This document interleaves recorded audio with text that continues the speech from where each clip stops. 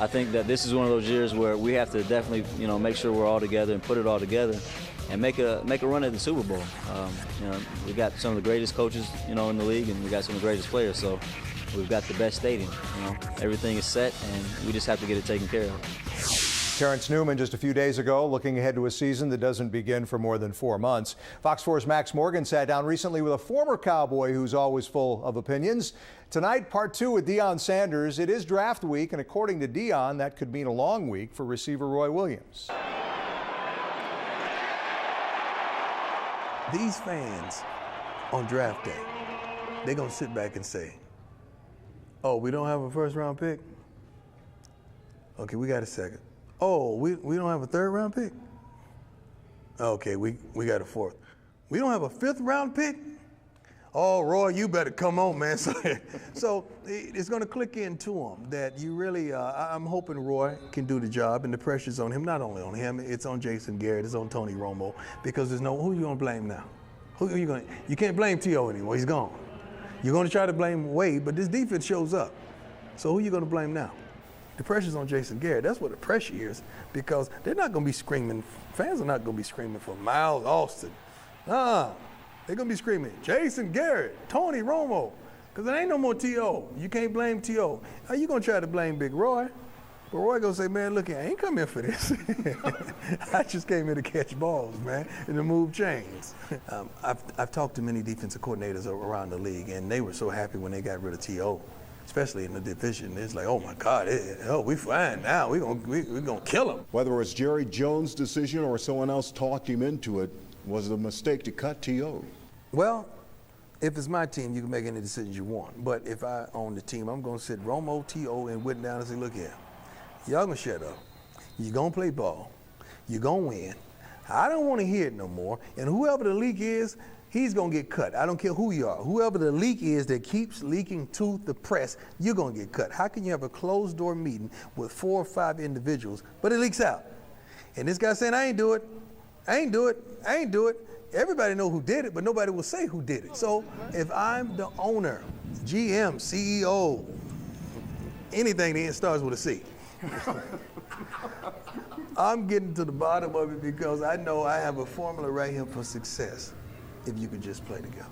So what advice, Deion, could you give, or would you give, a Miles Austin or Patrick Crayton? First of all, you don't have to give advice to Patrick Crayton. Patrick Crayton missed 1 ball in the playoffs, and we hung him for that. And we as fans don't understand that. Patrick Crayton was having a pretty good year last year until you brought in Roy Williams and you went away from Patrick Crayton.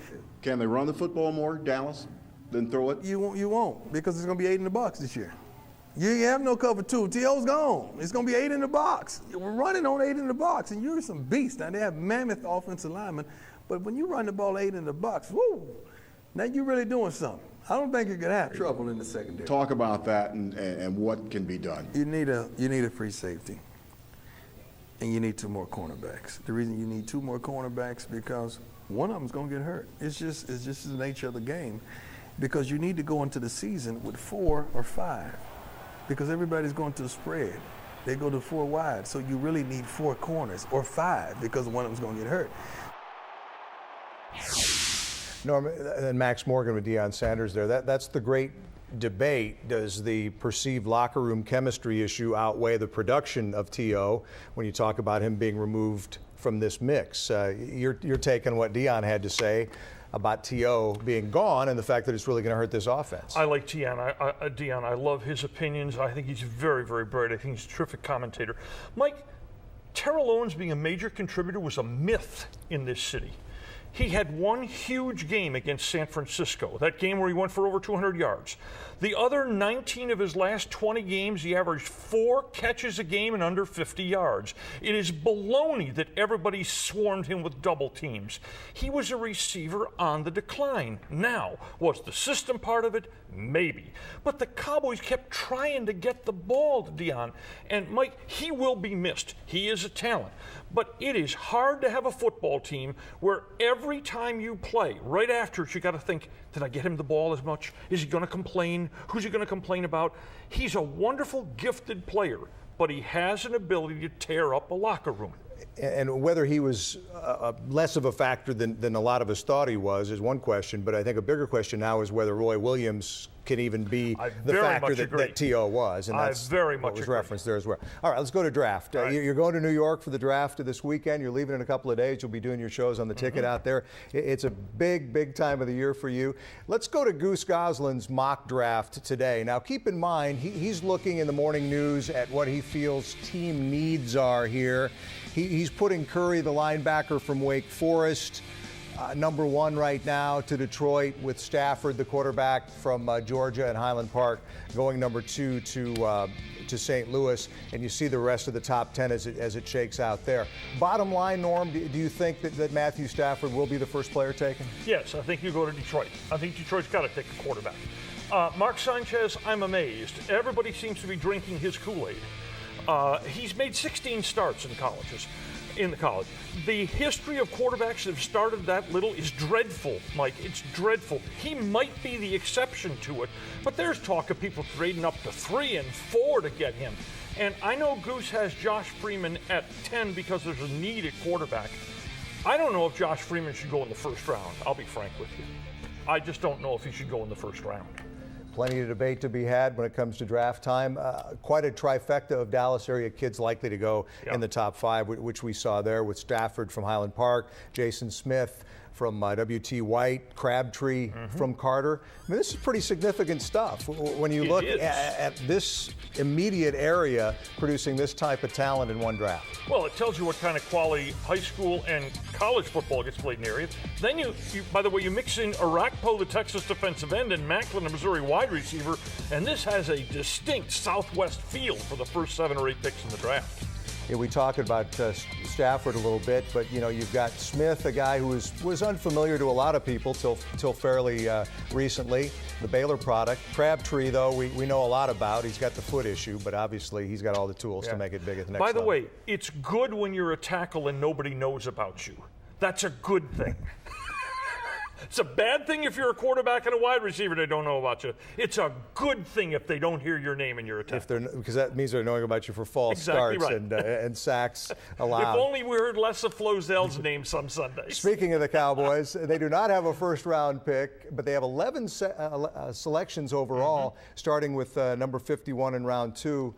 Their needs, where do you see them going? Secondary, wide receiver, who do you like for the Cowboys? I see safety first. A player named Louis Delmas from Western Michigan, I think they would like.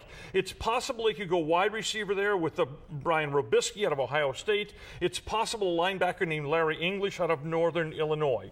Later on, I think they'll go wide receiver for sure at some point. Remember around the 5th round or so, Mike, a player named Brandon Tate out of North Carolina. Injured wide receiver, last year was just coming into his own when he got hurt. And remember the names of Jaron Gilbert, a defensive lineman from UTEP, Jasper Brinkley, my favorite little fire hydrant-shaped inside linebacker from South Carolina, and a gigantic human named Herm Johnson, a guard from LSU. You could get Brinkley and Johnson in the 4th round, and Tate, the wide receiver, in the 5th round, I believe. 11 selections as we speak. Are they likely to actually take that many players, or deals likely to happen, package deals where they try to move up a little bit? I think they'll probably package to try to move up if they can. The Cowboys like to trade into next year. If that's a possibility of moving a pick from this year into next year, they actually could use all 11 with the losses on the roster if they can make 11 good choices. But the Cowboys don't have as much power as 11 choices sounds like. They only have 2 choices in rounds 1 through 3, 9 choices rounds 4 through 7. Final few seconds here. I know you love so many things about the draft. You love the name game, for example, some of the fun names. We hear you talk about them on the radio. Give a little plug for your coverage and what's coming up on the ticket with the draft. We are the only local station in America that does the draft wall to wall. Starting at 2 o'clock Saturday, first pick will be 3. Starting at 2 o'clock, we take the air. Our staff is everywhere. We do pick by pick, every pick, all 7 rounds in both days. We start again Sunday morning at 8 in the morning, and we just do the draft. We claim it's the draft the way the draft should be done. We enjoy it, Norm. We'll look forward to it this weekend. It's always nice to see you, Mike. Thanks for coming in.